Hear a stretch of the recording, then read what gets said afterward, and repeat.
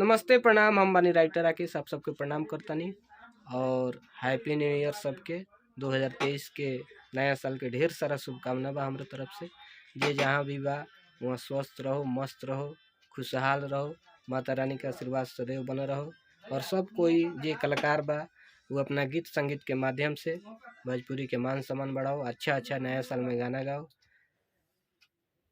और खूब तरक्की कीजिए आप लोग भी। और सब कोई मिलके अच्छा भोजपुरी के लिए काम करें। और मेरा लिखा हुआ गाना नया साल में बहुत अच्छा गाना आ रहा है, बिल्कुल साफ़ सुथरा गाना आ रहा है। आप सब ढेर सारा प्यार आशीर्वाद दीजिए।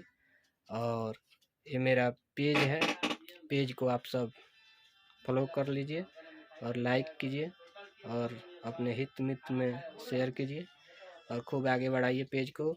और WR ब्लॉग्स वीडियो को सब्सक्राइब कर लीजिए यूट्यूब चैनल को। जय हो, जय भोजपुरी समाज, हर हर महादेव, लव यू ऑल। नमस्ते प्रणाम। हम बानी राइटर राकेश और साथ में बानी अलबेला अशोक जी। और नया साल के ढेर सारा शुभकामना बा हमारे तरफ से। अलबेला जी कुछ बोलेंगे? नमस्ते प्रणाम, हर हर महादेव। आप सबका भाई अलबेला अशोक और नया साल की ढेर सारी शुभकामनाएं। जहां रहें, जहां आप लोग भाई देशवासी मेरे भाई लोग सब लोग अच्छा से रहें और नया साल में नए उमंग में कुछ करते रहिए, एंजॉय लेते रहिए और झुमाते रहिए, झूमते रहिए। अच्छा। और नए साल की ढेर सारी शुभकामनाएं समस्त देशवासियों को। हाँ, सापा बहुत का बनी, सापा पूरा भाई लोग खुश रहो, मियाज में रहो, हरियर में रहो। गाना रहो सुनत रहो। गाना तो भाई हो, अब कृपा तो 2023 से ही अब चढ़ गई बा, तो हम कुछ बोले ना काहे कि आज सब लोग अपना रंग में बा। सब गाना बताई, सब गाना बताई कि हमहू सब कुछ ना कि हम हई हई हऊ हई, उ ला कोनो बात नहीं है। उ सबके सामने जाई रोबरे बता देम कि हां कहिया बा नहीं खे। नया साल के ढेर सारा शुभकामना बा। 2022 में जौन भी हमनी से गलती सही भइल होगे। काले स्टोरी लगैले रहनी अपना व्हाट्सएप पर कि भाई क्षमा जी, हमरा से प्यार करला ओकरो लाया, जे ना करला ओकरो लाया। ऐसन तो बात नहीं के कि हमनी से मतलब 10 आदमी सुखो बता 10 आदमी दुखो होई, ऐसन कोनो बात नहीं के।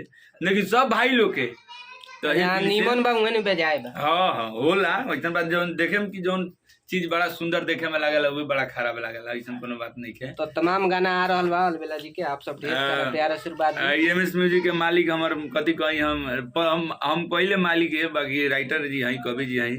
यहाँ के एगो चैनल से मेरा बहुत गाना के प्यार दुलाल मिलल बा, कौना के माल नंबर 1 1 मिलियन प्लस बा। लेकिन का करी, वही तरह हमनी चाहता नहीं जा कि और कुछ नया लेके फिर आवत है MS म्यूजिक पर अलबेला गर्दा उड़ावत रही। साफ MS म्यूजिक पर ध्यान देले रही, आ भाई पर नहीं, यहाँ मालिक जी पर। और काम कही। चलिए ठीक बात, चलते चलते हैप्पी न्यू ईयर सबके। हर हर महादेव।